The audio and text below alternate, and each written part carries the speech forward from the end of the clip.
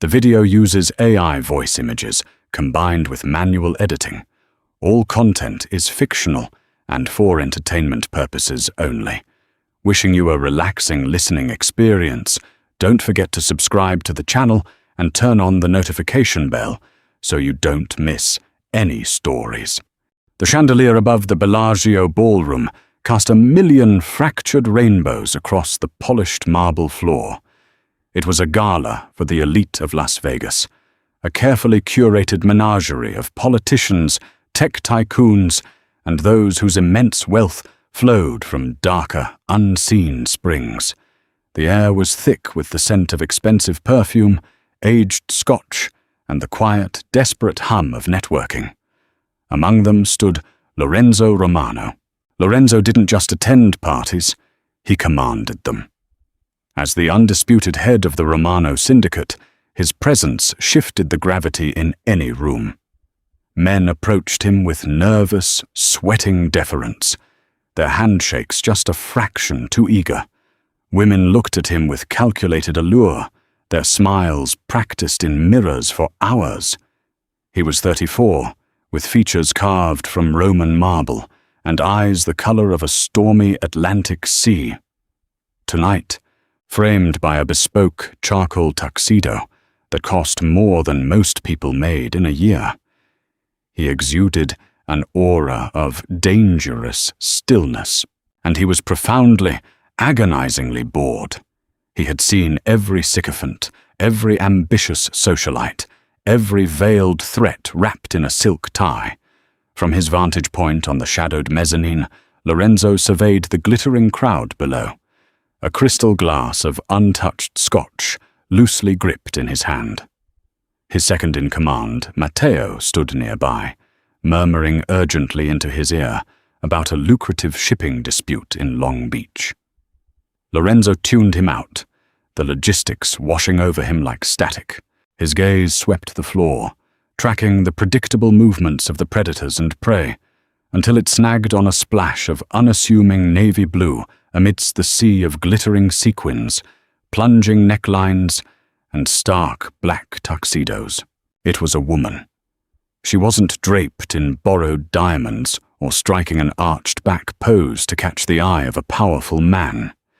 Instead, she was standing near an elaborate, rapidly melting ice sculpture, her back completely turned to the main throng. She was intensely focused on a battered leather notebook.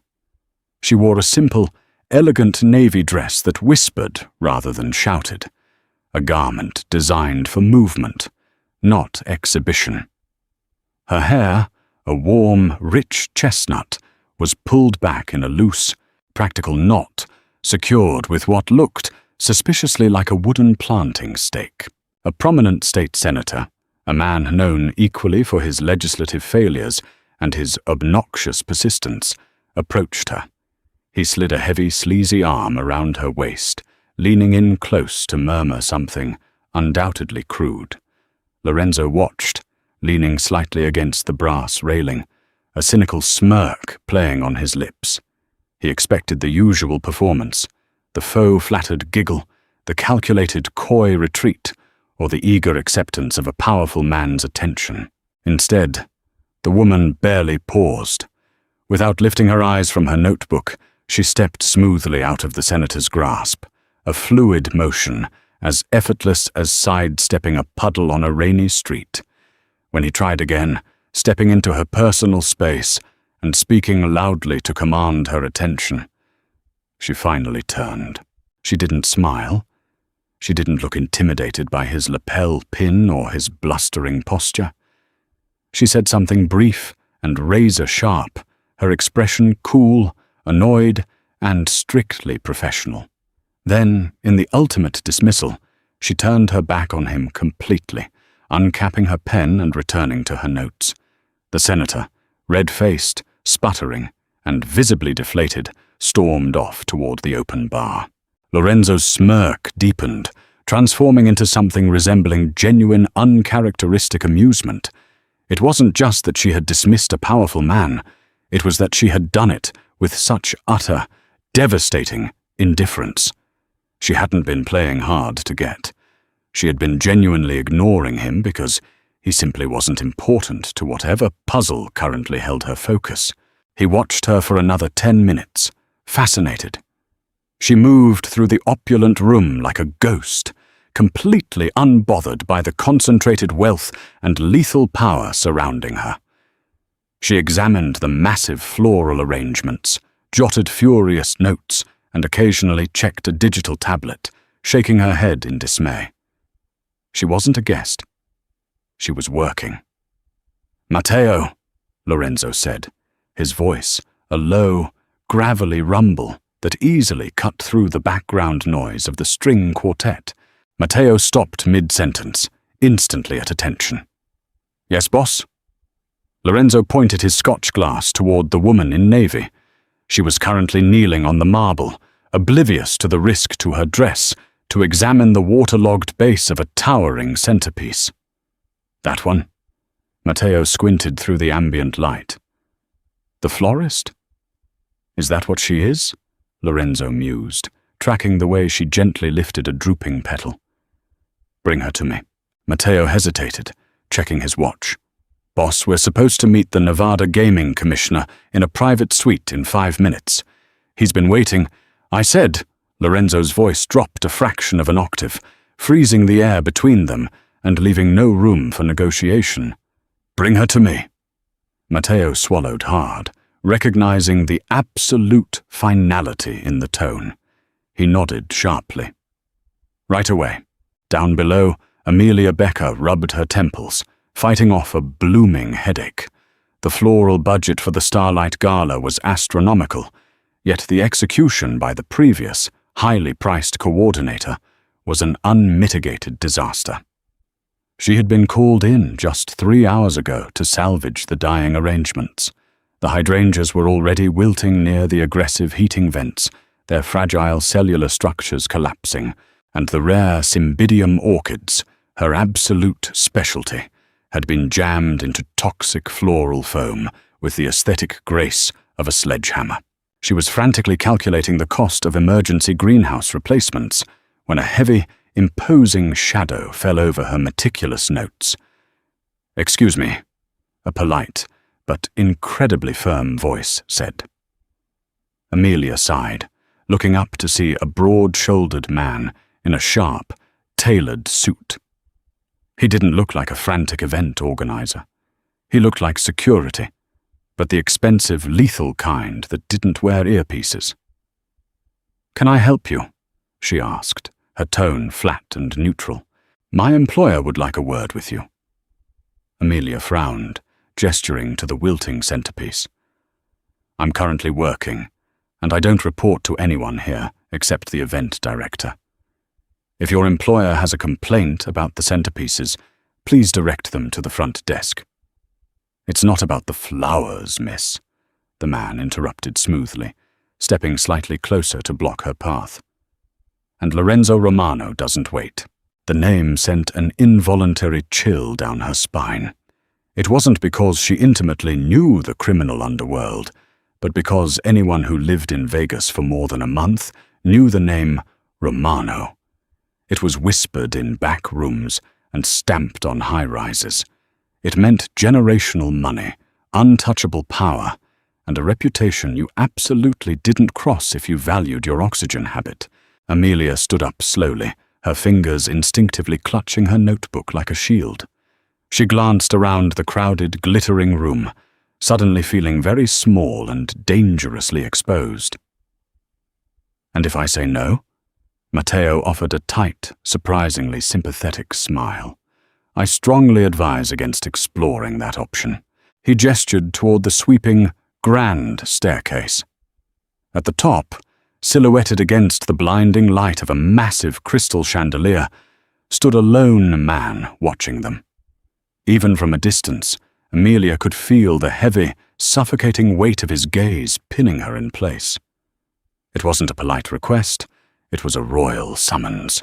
Taking a deep, steadying breath to calm her suddenly racing heart, Amelia smoothed down her dress and began the long walk up the stairs.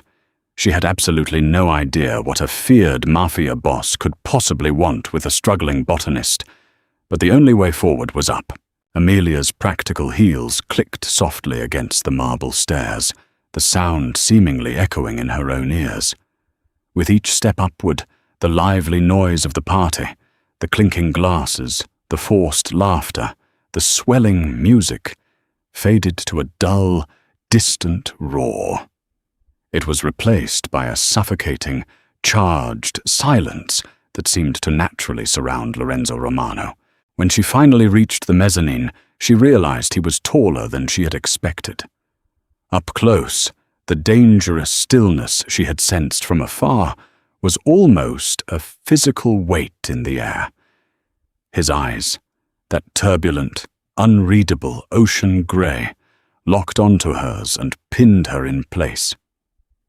He didn't look like the thuggish gangsters from the movies. He looked like a ruthless, bored aristocrat who could ruin your life with the stroke of a pen or a flick of his wrist. "You wanted to see me, Mr. Romano?" Amelia asked. She fought to keep her voice even, though her knuckles were bone white where she gripped her notebook. Lorenzo didn't answer immediately. He took a slow, deliberate sip of his scotch, the ice clinking softly against the glass, all while studying her face. He noted the way she didn't fidget under his scrutiny. She didn't drop her eyes to the floor in submission.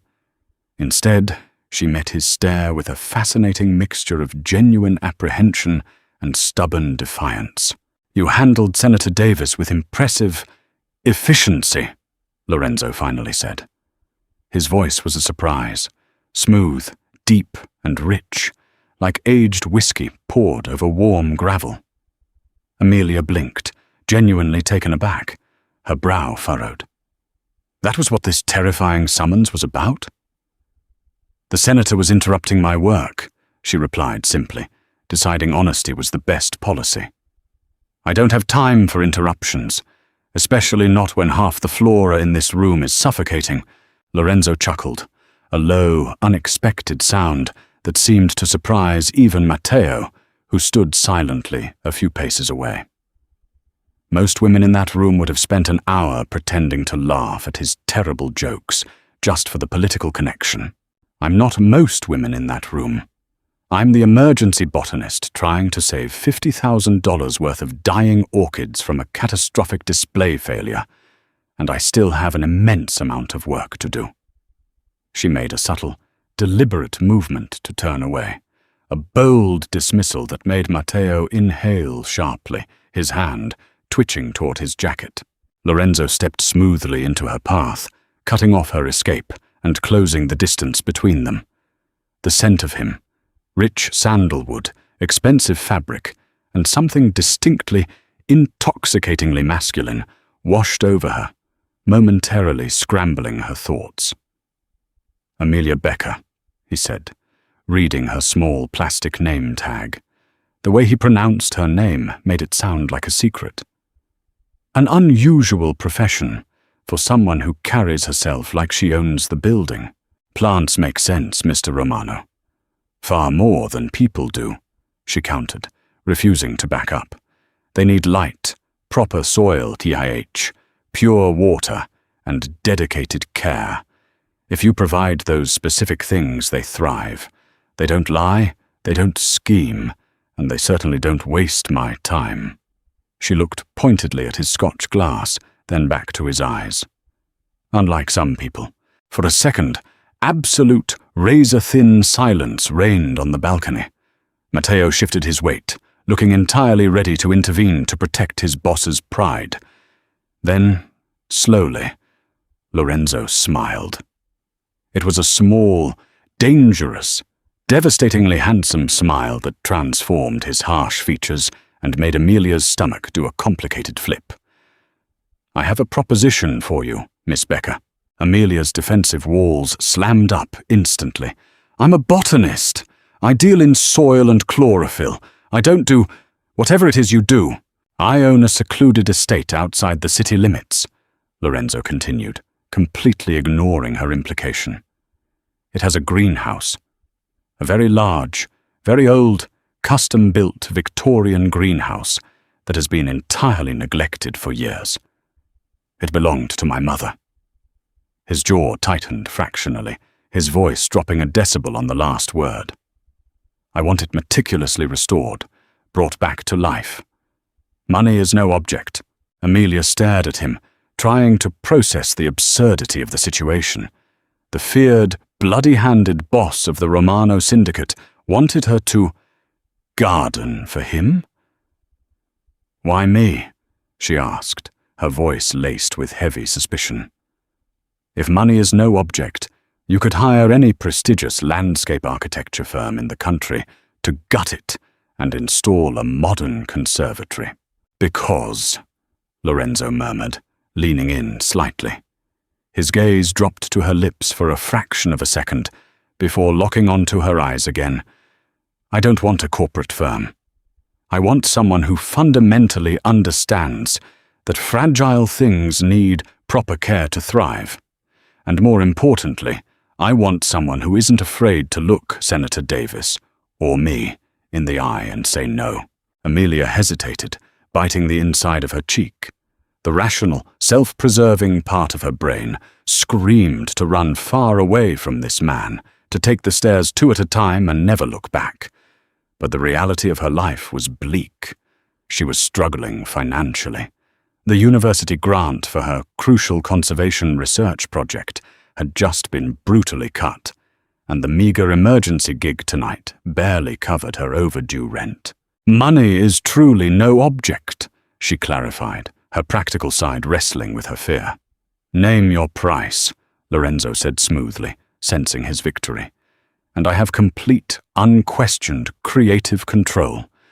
No interference from you or your associates? As long as it lives." Amelia looked down at the battered notebook in her hands, filled with calculations for rent and cheap groceries, then back at the formidable, captivating man before her. It was absolute madness, but it was also the financial opportunity of a lifetime. "I charge double my usual consultation rate for difficult clients," she said, lifting her chin and meeting his stare. Lorenzo's smile widened, genuinely reaching his stormy eyes this time. "Done. Matteo will give you the secure address. Be there tomorrow morning at 10 sharp." He turned away, looking back over the balcony, dismissing her as easily and imperiously as he had summoned her. Amelia let out a shaky breath she hadn't realized she was holding. She had just made a blind deal with the devil, and all for a broken greenhouse.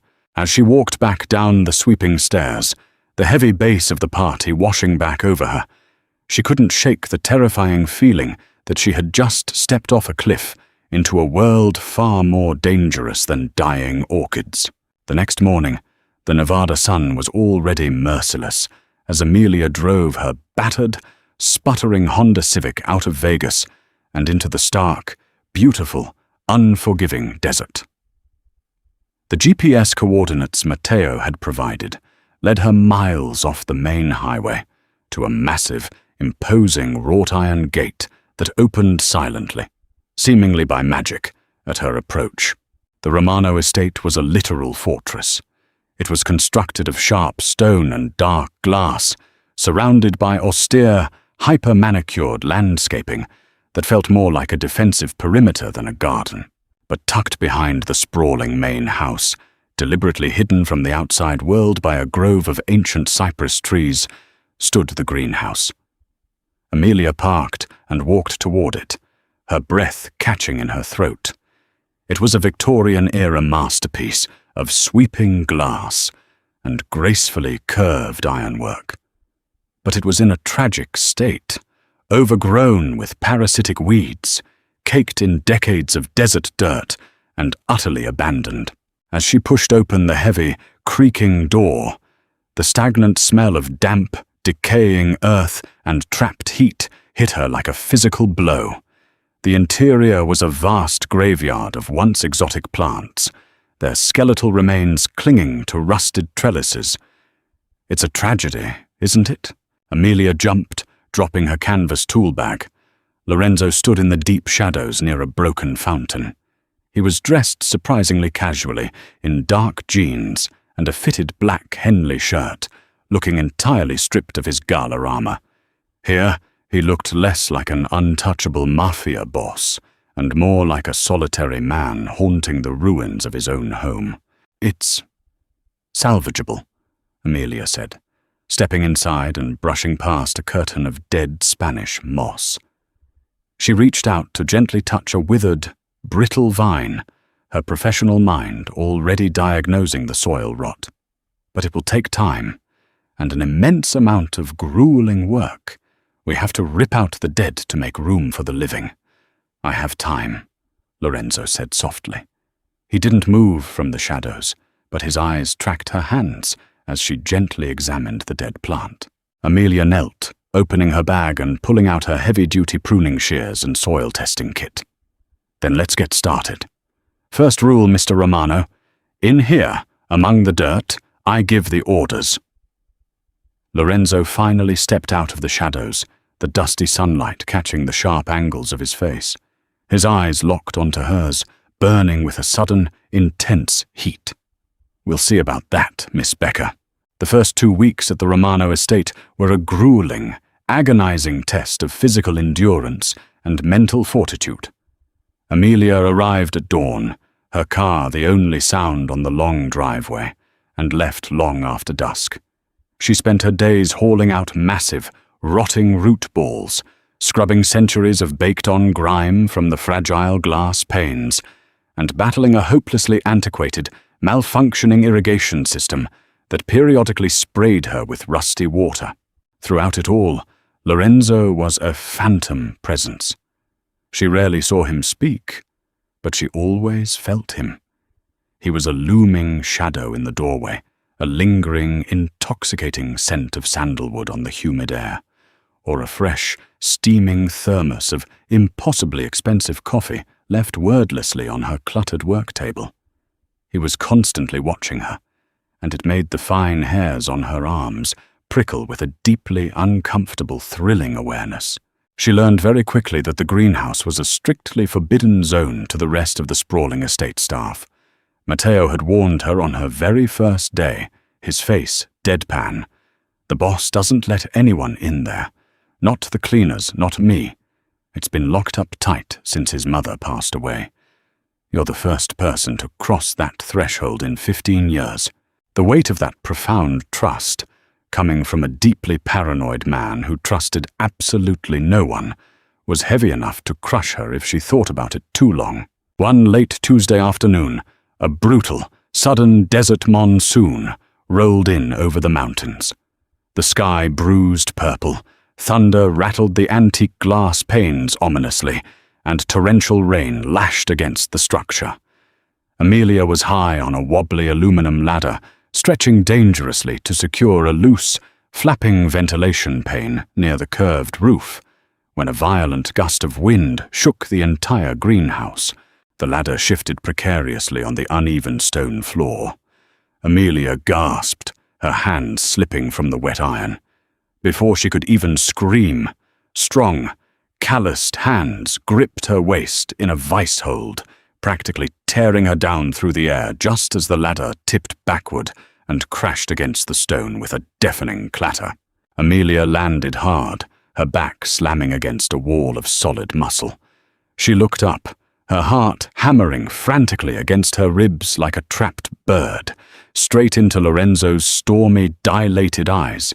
He was breathing heavily, his chest heaving against her back, his hand still firmly, possessively locked around her waist. "Are you actively trying to get yourself killed?" he demanded, his voice rough and ragged with an emotion she couldn't quite identify. Anger. Panic. "I was trying to save your antique vent before it shattered," Amelia shot back, struggling to catch her breath and steady her shaking legs. She pushed against his chest to put distance between them, but he didn't immediately let go. The proximity was overwhelming, intoxicating. She could feel the immense heat radiating from him, smell the rain on his jacket. Slowly, as if fighting his own instincts, Lorenzo released her, taking a deliberate step back. He dragged an unsteady hand through his dark, rain-dampened hair, suddenly looking weary and unguarded. "Leave it. Let it break. It's too dangerous in here right now." "I'm fine," Amelia insisted stubbornly, brushing dirt off her jeans, refusing to acknowledge how deeply she had been terrified. "It's just a little wind. Amelia." He said her first name for the very first time, and it sounded strange, dark, and incredibly intimate on his lips. "Stop fighting me on every single thing. Go to the main house. Wait out the storm where it's safe." He didn't wait for her to formulate an argument, turning on his heel and walking out into the pouring rain without a coat. Amelia stared after him, her heart still racing wildly, and she knew it wasn't just from the near fall. Reluctantly, she retreated to the massive, sterile kitchen in the main house, feeling entirely out of place in her mud-stained clothes among the gleaming stainless steel and the silently efficient staff. An older, kind-faced woman named Maria, the head housekeeper, pushed a warm ceramic mug of chamomile tea into her trembling hands. "He worries about you, you know," Maria said softly, wiping down an already spotless marble counter. Amelia scoffed into her tea, the heat fogging her glasses. "Lorenzo Romano, the man who runs half the city. He worries about a hired gardener falling off a ladder. He worries about that greenhouse, and he worries about anyone who cares for it." Maria paused, looking thoughtfully out the window at the driving rain. "His mother, Isabella. She was a saint, the only truly gentle thing in this entire brutal family. She grew rare, exotic orchids in there. Glass orchids, she called them, because they were so agonizingly fragile. When she died, his father, the old boss, he was a hard, cruel man. He locked it up immediately, said it made Lorenzo weak to remember her softness. Amelia looked down at the amber liquid in her tea, a sudden, profound ache blooming in her chest. The image of the ruthless, terrifying Mafia boss, secretly holding on to the fragile memory of his mother through a graveyard of dead flowers, completely shattered the lens through which she viewed him. The violent storm finally passed by early evening. Amelia returned to the humid greenhouse to gather her scattered tools. The air inside was noticeably cooler and smelled sharply of ozone and wet earth. As she packed her bag, she noticed a small, beautifully carved wooden humidor box sitting squarely in the center of her work table. It definitely hadn't been there before the storm. Hesitantly, she unlatched it. Inside, nestled on a bed of dark, rich velvet, lay a single, shriveled seed pod. She gasped, recognizing it instantly from her botanical textbooks. The seed of Dendrophylax lindeni, the legendary ghost orchid.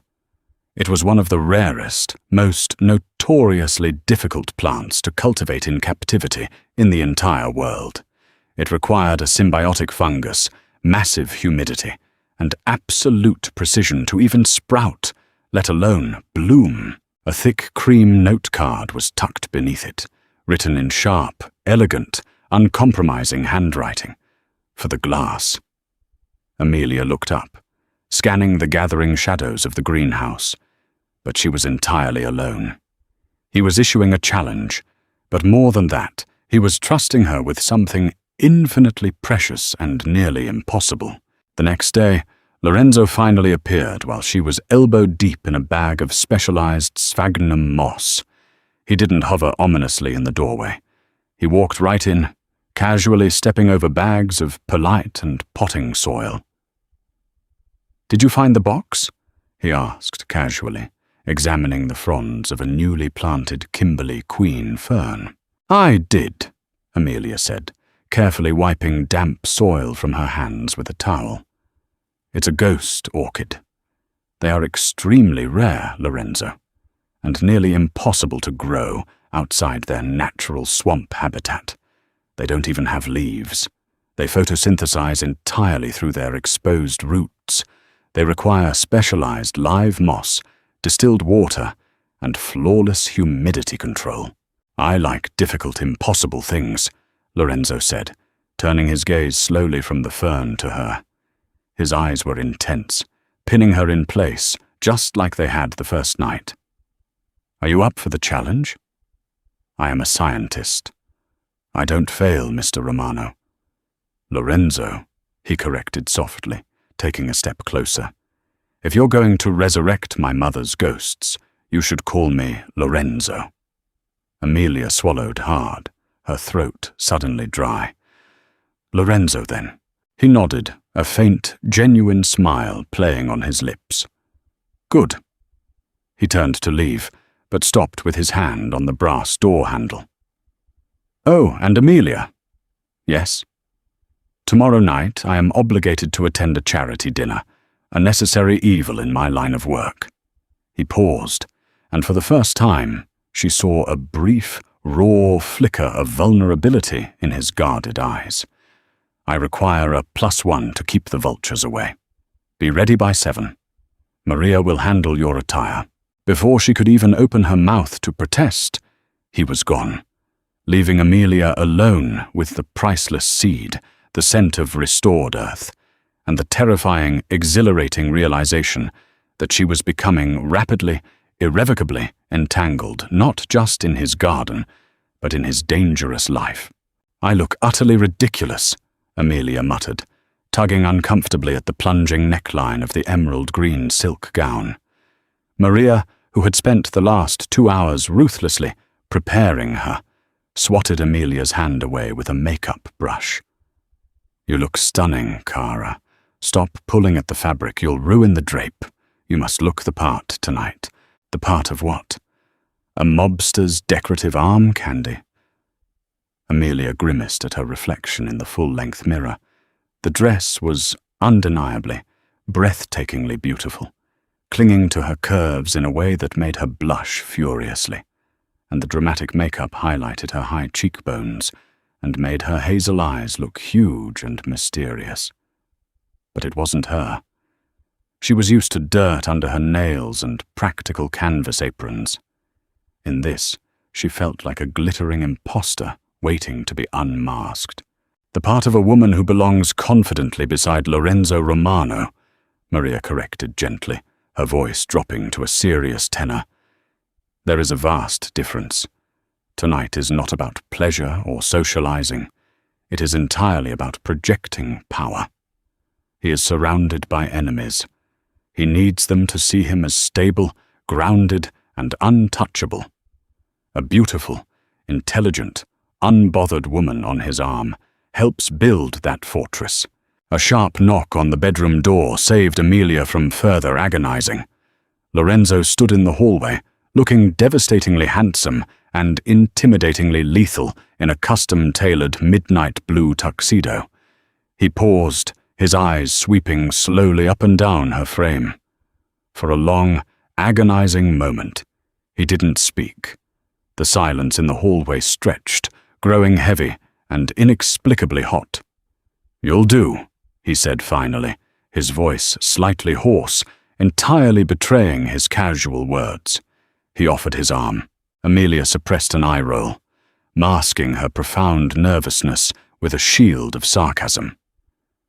Such overwhelming, poetic praise. Try not to overwhelm me with your flattery, Lorenzo. He chuckled, a dark, rich sound that vibrated in his chest, and securely tucked her hand into the crook of his arm, leading her out to the waiting, armored limousine. The charity dinner was held at an obscenely exclusive country club, a sterile, polished world 1,000,000 miles away from the gritty, bloody reality of Lorenzo's actual business empire. The ballroom was dripping in rented diamonds and false, predatory smiles. As they entered, Amelia felt the atmosphere violently shift. Conversations paused mid-sentence, eyes tracked them hungrily, and she felt the palpable, physical wave of fear and profound respect that preceded Lorenzo like a shockwave. He placed a heavy, proprietary hand firmly on the small of her back, the searing heat of his palm seeping easily through the thin emerald silk.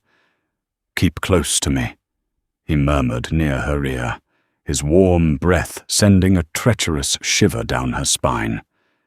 Smile pleasantly, say very little, and absolutely trust no one in this room. I only trust my plants, Amelia replied under her breath, forcing a bright, entirely fake smile as an aging, overly tanned couple approached them. The evening was a masterclass in high-stakes deception. Lorenzo navigated the treacherous room with the predatory grace of a panther, shaking hands, exchanging veiled threats beautifully wrapped in polite pleasantries, and maneuvering through complex social webs with terrifying ease. Amelia stood stoically by his side, a silent, observant anchor. She realized with a sudden jolt of empathy that he was performing, just as much as he had accused the socialites at the Bellagio of performing. The cold, untouchable boss was a heavy, exhausting armor he wore simply to survive. Midway through the extravagant 5-course dinner, a man with a sharp, rat-like face and a poorly tailored suit approached their table. Lorenzo's posture stiffened imperceptibly, the muscles in his jaw ticking. "Lorenzo, my old friend," the man sneered, his greasy eyes dropping lazily and offensively to Amelia's cleavage. "Vincent Russo. I didn't think a busy man like you had time for charity. And who is your lovely companion?" "Vincent," Lorenzo said, his voice dropping to a dangerous, vibrating purr that made the hair on Amelia's arms stand up. "This is Amelia. Amelia, Vincent runs a scrap metal business, mostly dealing in other people's stolen scrap." Vincent's oily smile tightened into a grimace. "I'm aggressively expanding my operations, Lorenzo, looking heavily into the West Side." The tension at the table spiked so fast it felt like a physical blow. Amelia knew enough from Matteo's muttered complaints that the West Side was prime, undisputed Romano territory. This wasn't small talk over champagne. It was a brazen, public challenge. Lorenzo picked up his wine glass, taking a slow, entirely unbothered sip. "The West Side is exceedingly crowded right now, Vincent. I wouldn't want you to wander in and get lost." "I have an excellent map," Vincent retorted, leaning his knuckles aggressively on the table. He looked at Amelia again, a nasty, calculating glint in his eye. "Maybe your lovely Amelia could show me around the dark alleys. She looks like she knows how to handle a rough, dirty neighborhood." Before Lorenzo could react, and Amelia could literally see the murderous intent flashing like lightning in his grey eyes, she spoke up. Her voice was crystal clear, cutting effortlessly over the low hum of the dining room. "I actually specialize in botany, Mr. Russo, mostly dealing with aggressive, invasive weeds." She picked up her dessert fork, turning it over in her hands casually. "I find the absolute best way to handle a weed that thinks it can overtake a manicured garden is to rip it out entirely by the roots before it chokes the life out of everything else." She smiled sweetly, meeting his shocked gaze. "It's incredibly dirty work, yes, but it's remarkably permanent." Vincent blinked, completely stunned by the vicious insult delivered with such a pleasant, melodic tone. Lorenzo stared at her, his initial shock rapidly replaced by a look of profound, delighted amusement. Vincent's face flushed an ugly, mottled red. He opened his mouth, closed it, shot Lorenzo a venomous, hateful glare, and stalked away without another word. Lorenzo let out a low, appreciative whistle, leaning close so only she could hear. "Remind me to never, ever get on your bad side, Miss Becker." "He was insulting and crude," Amelia said, placing her fork down carefully, though her hands were trembling slightly under the linen tablecloth from the adrenaline. "He's also a highly dangerous, unpredictable man," Lorenzo said, his tone instantly turning serious and protective. "You shouldn't have provoked him, Amelia." "He insulted you," Amelia pointed out, looking him in the eye, and I despise bullies, regardless of what kind of business they claim to be in." Lorenzo looked at her, truly looked at her, his expression softening in a way she hadn't seen before. The harsh, calculating lines of his face completely relaxed, and for a fleeting second, the terrifying Mafia mask slipped completely, revealing the man beneath. "You are," he started, his voice thick with emotion, then shook his head, looking away. "Come, we're leaving." He didn't wait for polite goodbyes. He guided her firmly out of the suffocating, glittering room and into the cool, dark night air. In the quiet, private sanctuary of the limousine, the adrenaline finally faded, leaving Amelia suddenly exhausted and shivering. Lorenzo wordlessly poured them both a drink from the crystal decanter. He handed her a heavy tumbler, his warm fingers deliberately brushing hers and lingering for a second. "Thank you," he said quietly, staring out the tinted window. Amelia looked at his profile, surprised. For what? Potentially starting a mob war over dessert? "For seeing me," Lorenzo said, turning his gaze back to her. "Everyone in that room looks at me and sees a monster, a bank account, a weapon, or a target. You just saw a man dealing with a bully. And you defended me." Amelia didn't know what to say.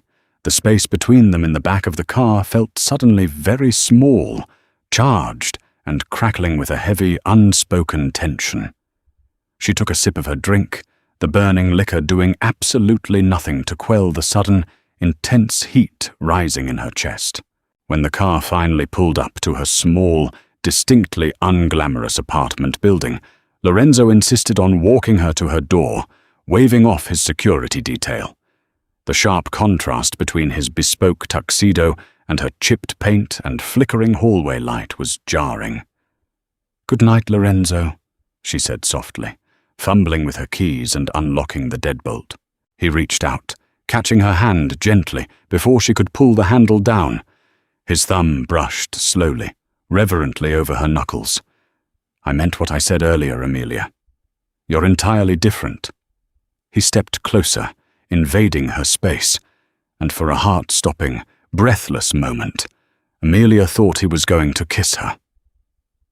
She held her breath, her eyes fluttering shut, anticipating the crush of his lips, but he just leaned down and pressed a soft, impossibly gentle kiss to her forehead. "Lock your door. I'll have Matteo pick you up in the morning." As he walked away down the dingy hall, Amelia touched her forehead, her heart pounding a frantic, chaotic rhythm. She was hired to fix a neglected greenhouse, but she was terrified to realize that she was the one slowly, inevitably being cultivated. The ugly incident with Vincent Russo at the gala wasn't forgotten. It simmered like a pot about to boil over. The atmosphere at the Romano estate grew incredibly taut in the following days. Security presence doubled overnight. Men in dark suits patrolled the perimeter with visible sidearms. Matteo looked constantly stressed, his phone permanently glued to his ear, his voice sharp and hushed. Amelia tried desperately to ignore the terrifying undercurrent of danger, focusing the entirety of her mind on the greenhouse. The ghost orchid seed was currently resting in a sterile agar flask inside a custom-built humidity dome, beginning the first, impossibly delicate step in its fragile life cycle. She treated it with the absolute reverence of a holy relic, monitoring the temperature and checking the artificial dappled light every single hour. Lorenzo, despite the brewing war, spent significantly more time in the greenhouse now. He rarely interrupted her meticulous work, but he sat quietly on an old, refurbished wrought-iron bench, reviewing dense legal documents, or simply watching her move among the foliage. His presence, once intensely intimidating, had inexplicably become a strange, grounding comfort to her. The greenhouse was the quietest, most peaceful place in his chaotic, violent world, and he seemed to actively seek refuge in her calm, methodical focus. One stiflingly hot afternoon, Amelia was struggling to repot a massive, overgrown monstera plant. She wrestled with the heavy ceramic pot, her arms shaking as she tried to lift it onto a higher wrought iron stand. "Let me," Lorenzo said softly, suddenly stepping up right behind her. He reached his long arms around her, his large hands easily gripping the heavy ceramic. His broad chest pressed briefly, firmly against her back, radiating a searing heat through her thin cotton shirt.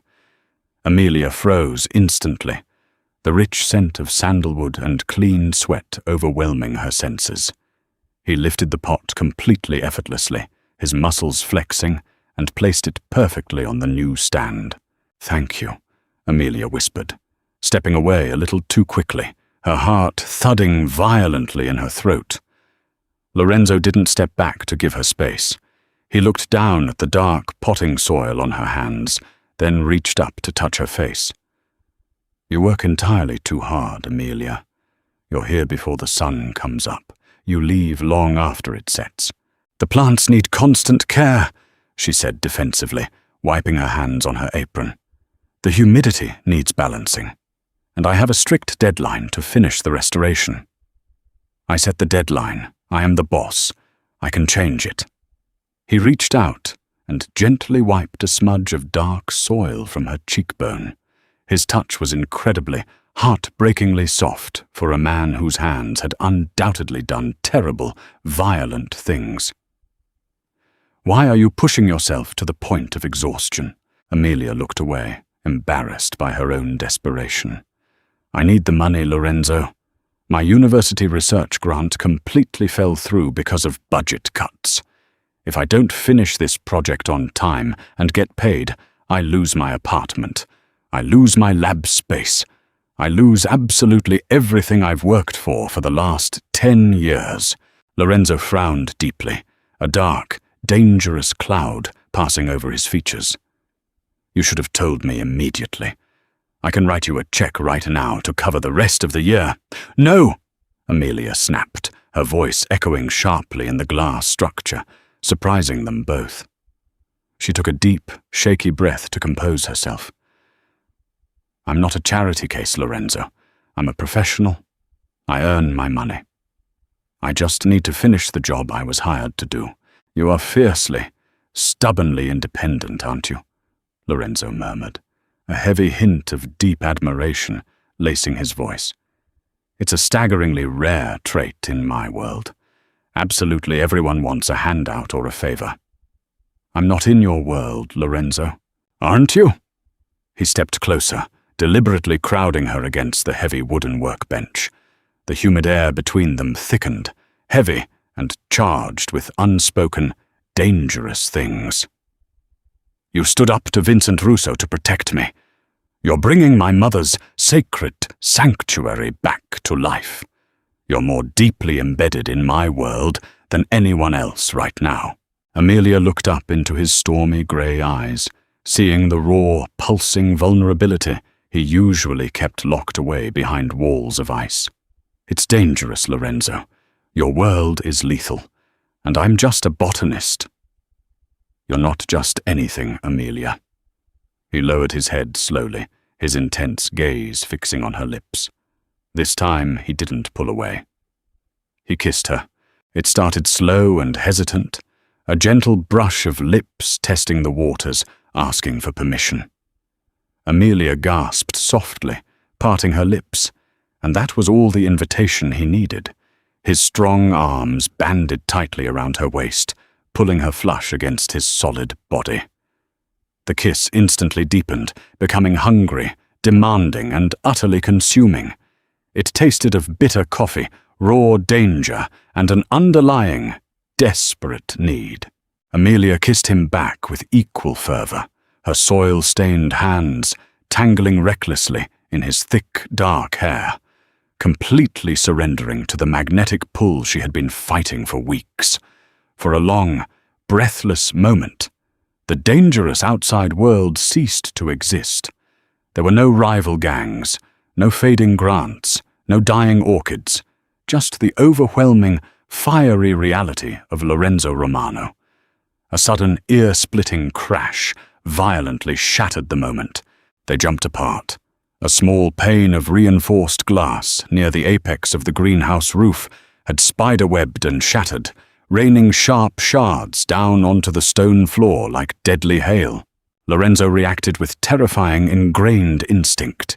He shoved Amelia hard to the ground behind the heavy oak workbench, simultaneously drawing a heavy, matte black pistol from a shoulder holster she hadn't even realized he was wearing under his jacket. His entire demeanor flipped in a microsecond from a tender, desperate lover to a cold, lethal predator. "Stay perfectly flat," he roared, his eyes scanning the thick tree line outside the glass, his body shielding hers. More glass violently shattered. It wasn't a fallen branch from the wind. Someone was actively shooting at the greenhouse. Amelia curled into a tight, trembling ball under the bench, covering her ears, sheer terror gripping her throat like a vice. The sharp, deafening cracks of gunfire echoed endlessly in the enclosed glass structure. Lorenzo fired back twice, the boom of his weapon rattling her teeth, his face a terrifying mask of cold, calculated fury. "Matteo!" Lorenzo yelled into a small, hidden radio mic on his lapel. "Greenhouse, we have a breach! Perimeter compromised!" Seconds later, loud shouts erupted from the estate grounds. The hostile gunfire ceased as quickly as it had begun, leaving a ringing silence. Lorenzo stood incredibly tense for a long, agonizing minute, his weapon still raised and tracking the trees. Finally, the radio crackled in his ear. "Clear, boss," they ran. "Looks like a cowardly drive-by warning shot from the outer perimeter road." Matteo's voice was tight with anger. Lorenzo slowly lowered the gun, his shoulders dropping, and immediately dropped to his knees beside the workbench. "Amelia, look at me. Are you hurt?" His voice was rough, frantic, his large hands urgently checking her arms and face for injuries or glass cuts. "I'm fine," Amelia gasped, her teeth chattering as she trembled violently. She looked at the lethal gun still gripped in his hand, then at the shattered glass raining down on her delicate, recovering seedlings. The brutal, violent reality of his world had just violently crashed into hers. Lorenzo saw her looking at the destruction of her hard work. A profound guilt, dark and heavy, washed over his face. "I'm so sorry," he whispered, pulling her up and into a tight, crushing embrace. "I swear to God, I never meant to bring this violence to you." Amelia clung to his shirt, the initial fear slowly turning into a cold, hard, sickening realization. She had foolishly thought she could handle the danger of his life from a safe distance, protected behind the glass walls of the greenhouse. But the glass was broken, and Vincent Russo's message was violently clear. Absolutely nothing belonging to Lorenzo Romano was safe. The terrifying aftermath of the shooting cast a long, suffocatingly cold shadow over the entire estate. The broken panes in the greenhouse were quickly replaced with thick, bulletproof glass within hours, leaving a stark, visible reminder of the violence that had casually intruded on their peaceful sanctuary.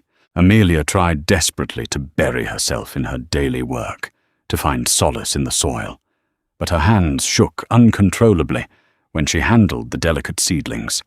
The passionate kiss they had shared felt like a distant, fevered dream, completely overshadowed by the sharp, ringing crack of gunfire.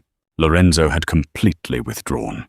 He became a walking storm cloud, constantly flanked by Matteo and a rotation of heavily armed security. He barely spoke to Amelia, and when he did, his tone was clipped, formal, and distant. He was deliberately shutting her out, locking away the rare vulnerability he had shown her behind an impenetrable fortress of ice. "He's preparing for a street war," Maria told Amelia quietly in the kitchen one morning, her eyes incredibly sad as she chopped vegetables. Russo crossed a sacred line, attacking the main estate. Lorenzo cannot let such disrespect go unanswered, or he looks weak to the other families. It is the bloody way of things. But Matteo said it was just a drive-by warning, Amelia argued weakly. Though she knew deep down, she sounded hopelessly naive to the realities of the syndicate. In this dark world, Cara, a warning is a promise of worse to come. Maria sighed heavily. He is pushing you away to protect you. He knows you don't belong anywhere near the crossfire. His father lost people because of weakness. Lorenzo swore he never would. Amelia returned to the humid quiet of the greenhouse, her heart heavy and aching. She logically understood his tactical reasoning, but it hurt on a profound level. She walked over to the specialized humidity dome, holding the agar flask. Inside, the ghost orchid seed had miraculously sprouted a tiny, fragile, pale green shoot, a profound symbol of stubborn life amidst the preparations for death. That evening, the heavy door creaked, and Lorenzo walked into the greenhouse. He looked completely exhausted, dark, bruised shadows hanging under his eyes, his tie undone. "I need you to pack your things immediately," he said, without preamble. His voice was completely flat, deliberately stripped of all emotion. Amelia stopped working, slowly wiping her hands on her canvas apron. "What? Why? It's not safe for you here anymore. Russo is rapidly escalating. I've arranged a secure, luxury apartment for you in San Diego. It's fully paid for a year. The rest of your botanical research, grant money, has already been deposited into your bank account." He stared blankly at the wall, refusing to meet her eyes. "You're firing me?" Amelia's voice trembled, a potent mixture of rising anger and deep hurt tightening her chest. "I'm protecting you," Lorenzo said harshly, his jaw clenching.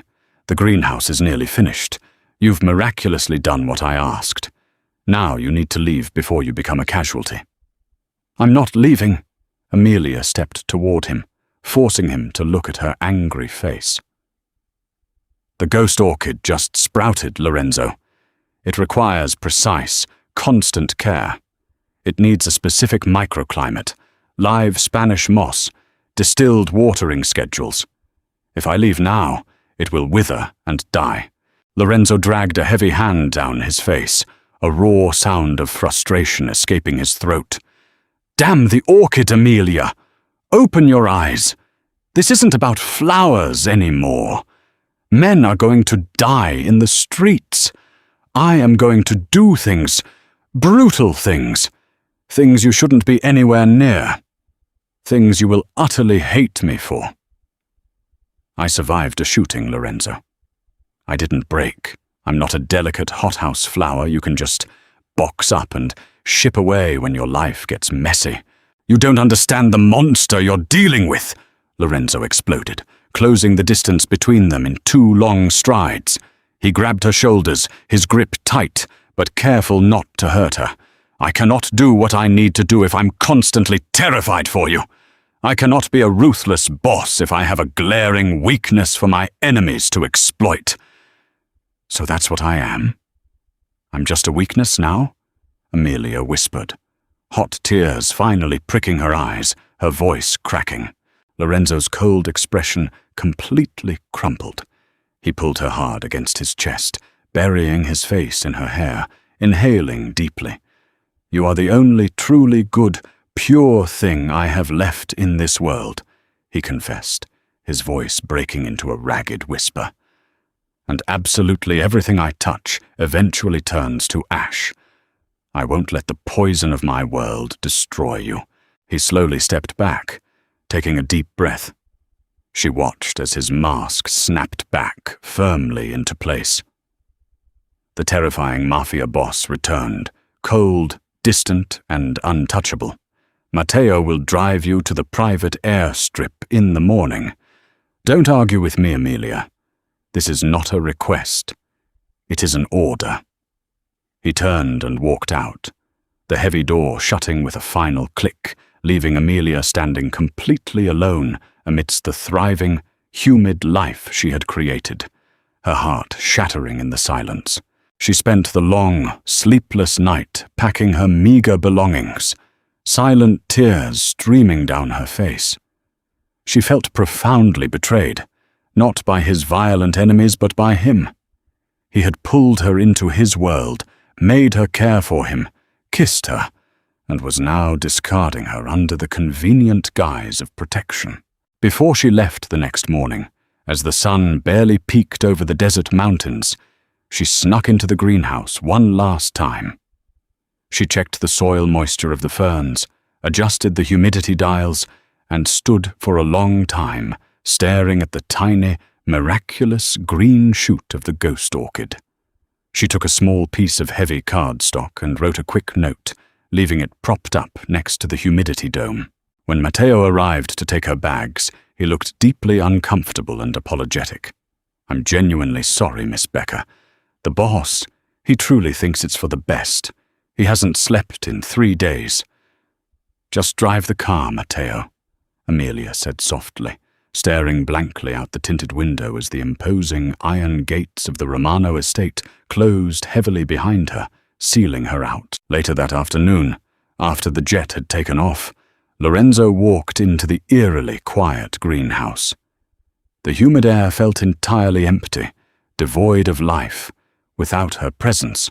He walked over to her empty workbench, a heavy, ragged sigh escaping his lips. He had done the right thing. He had to keep her safe, even if it meant breaking his own heart. Then he noticed the small piece of paper leaning against the agar flask. He picked it up, his chest clenching painfully. It was Amelia's handwriting, neat, precise, and practical. You can't force something to thrive in isolation. It just slowly suffocates. True strength isn't cowardly cutting out the things you care about. It's fighting like hell to protect them without destroying yourself in the process. Water the ferns twice a week. Do not use tap water. Don't let my orchid die. Lorenzo stared at the tiny green shoot inside the glass, Amelia's defiant words echoing loudly in his mind.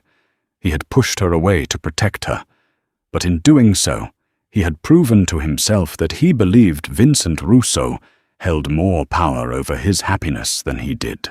He slowly crushed the note in his fist, a new, cold, and incredibly dangerous resolve settling over him. He wasn't going to hide his heart anymore, and he absolutely wasn't going to let a street thug like Russo dictate who he could have in his life. San Diego was objectively beautiful, sunny, breezy, and completely safe, but to Amelia it was painfully, suffocatingly lonely. She had set up her botanical equipment in the sterile, ultra-modern luxury apartment Lorenzo had rented for her, but she simply couldn't focus. She watched the news obsessively, her heart in her throat, terrified of seeing Lorenzo's name in a bloody headline about a Las Vegas mob war. A week passed with agonizing, creeping slowness. She missed the rich smell of dirt under her fingernails. She missed the damp, heavy heat of the greenhouse. Most of all, she missed the complicated, infuriating, captivating man who had so ruthlessly exiled her. Back in Vegas, Lorenzo was not hiding. He went on the absolute offensive, but not in the loud, messy way Vincent Russo anticipated. Russo, a blunt instrument of a man, anticipated violence, drive-by shootings, arson at his clubs, the standard brutal tools of their trade. Lorenzo, however, used a scalpel. He heavily leveraged his vast network of legitimate business connections.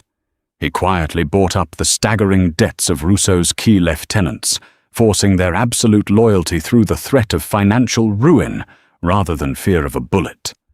He manipulated local politicians, the very men he usually ignored at galas, to abruptly rezone Russo's illicit warehouses, bringing down a crippling swarm of city inspectors, fire marshals, and police raids. He systematically and brutally choked off every single one of Russo's income streams without firing a single bullet. It was a brilliant, bloodless massacre, an elegant, ruthless dismantling of an entire criminal empire in less than 7 days.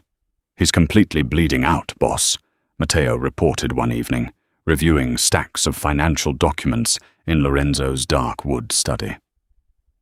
"Russo is desperately trying to cash out his remaining assets to flee, but nobody in the city will touch him. You've made him completely toxic." Lorenzo leaned back in his leather chair, slowly swirling a glass of scotch. He felt no real triumph. The victory tasted like dry ash because he had absolutely no one to share the peace with. He looked at his glowing phone screen, staring at Amelia's contact name. He had typed and frantically deleted a dozen messages over the past week, unsure of what to say. "Finish it tonight," Lorenzo said coldly. "I want him permanently out of Vegas by Friday morning, or we switch to the old methods." Matteo hesitated, shifting his weight. "Boss, what about Miss Becker? Russo is neutralized. The streets are clean. It's safe." Lorenzo rubbed his tired eyes. "I broke her trust, Matteo. I showed her exactly who I am. A deeply flawed man who solves his emotional problems by throwing money at them and pushing people away. Why in the world would she want to come back to that?"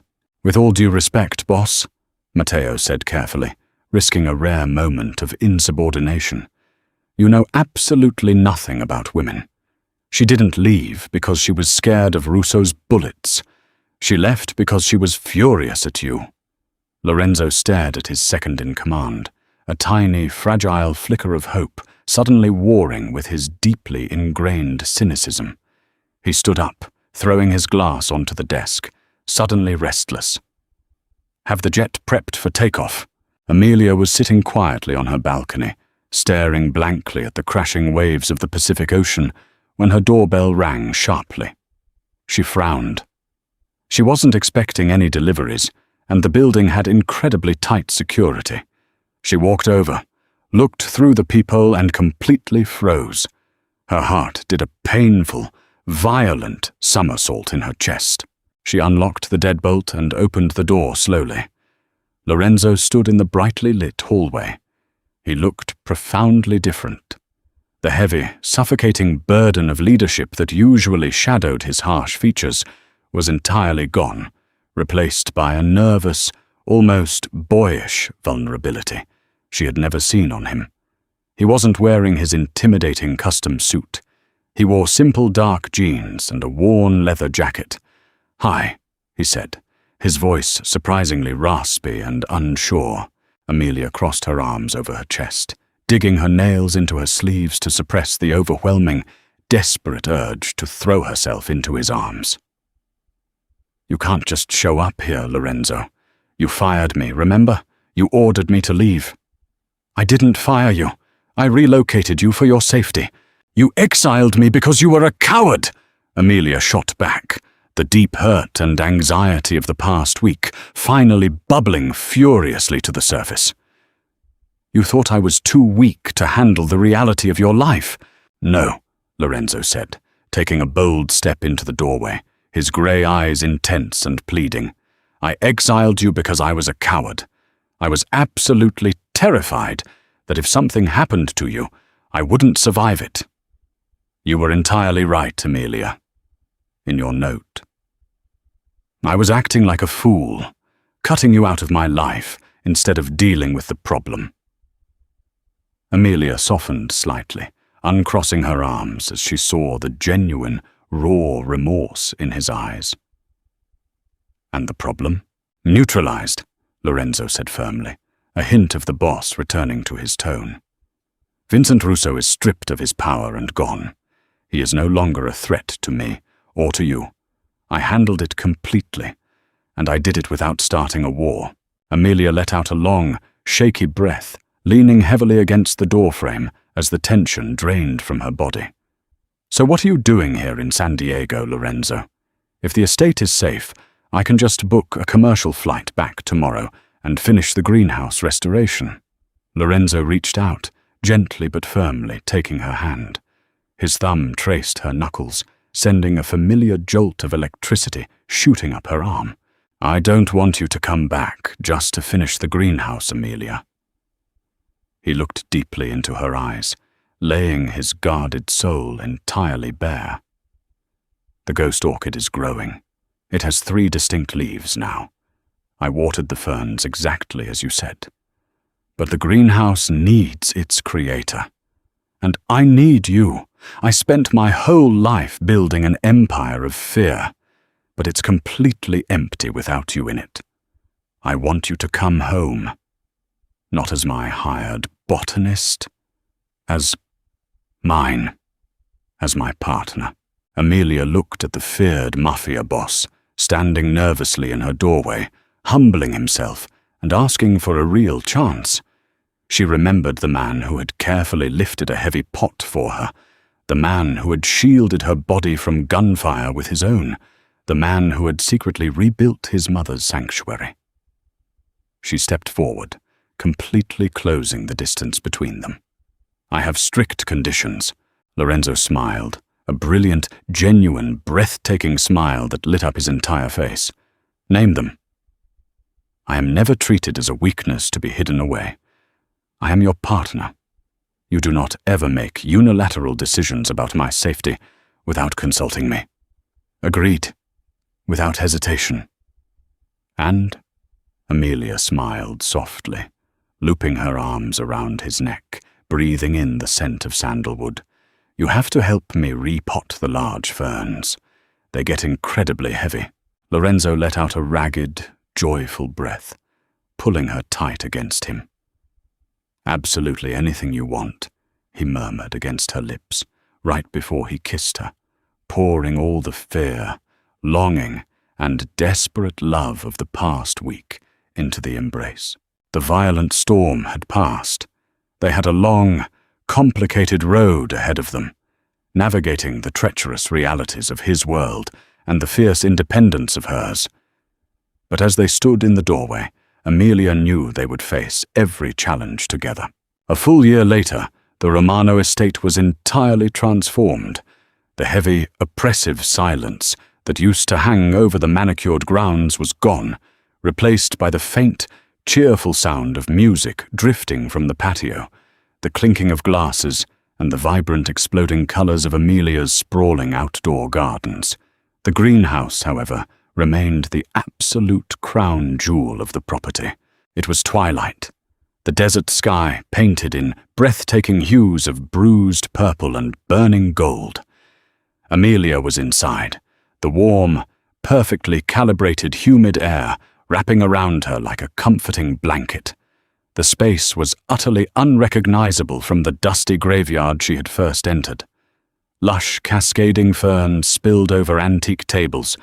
Exotic, flowering vines climbed the restored ironwork toward the glass roof, and a symphony of incredibly rare orchids bloomed vibrantly in every corner, but her complete attention was focused entirely on the center table. Resting under a specialized timed grow light, housed safely in a delicate glass cloche, sat the ghost orchid. It had taken a year of agonizing care, perfectly calibrated humidity, distilled water mistings, and a few sleepless nights of panic. But the impossible had finally happened. A single, exquisite white blossom hung suspended from the pale, leafless green stem. It looked breathtakingly ethereal, a phantom flower hovering magically in midair, its long, delicate petals trailing down like ribbons. The heavy door creaked open, and Lorenzo stepped inside. He had just returned from a tense board meeting. Amelia didn't ask for the gritty details, and he didn't unnecessarily burden her with them. A silent, respectful agreement they had reached to maintain a healthy balance in their merged lives. He shed his suit jacket, tossing it on a chair, and rolled up his sleeves as he walked toward her, the tension visibly melting from his shoulders.